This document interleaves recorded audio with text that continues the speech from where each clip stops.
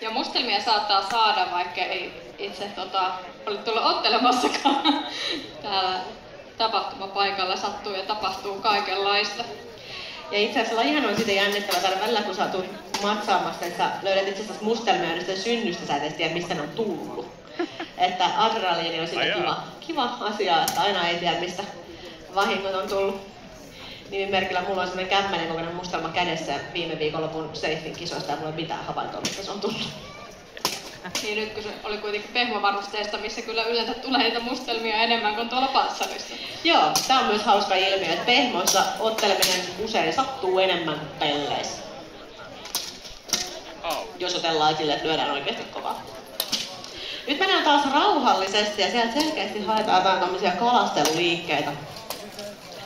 Heikommat pois. Eli kalastaminen tarkoittaa tuolla pitkällä linjapuolella esimerkiksi jonkun koukkaamista, aseesta koukkaamista. Ja sieltä jälleen Teemu Laiho ja juoksupeliä läpitteen ja Eero Virtanen perässä. Kaksi Suomen tosiaan ehkä nopeimmat jalat siellä lähtee myllyttämään naapurin linjan taakse.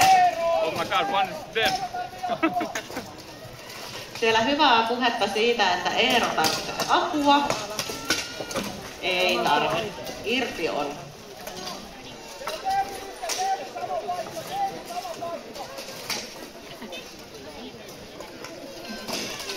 Hiekkapölis. Eikö se pitäisi voida kaadettua? Joinakin oikein kuumina kesävuosina kyllä muistan tätäkin hiekkakenttää on kasteltu.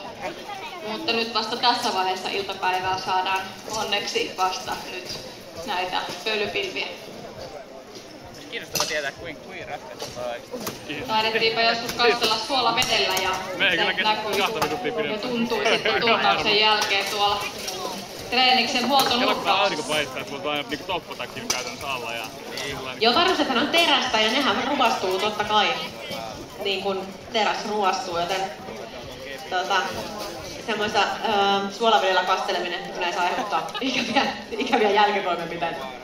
Panssareiden kuntoa myös valvotaan tuomareiden puitteissa. Liian ruosteisilla ja kuluneilla varusteilla ei ole asiaa listiin. Tämäkin on yksi turvallisuusasia.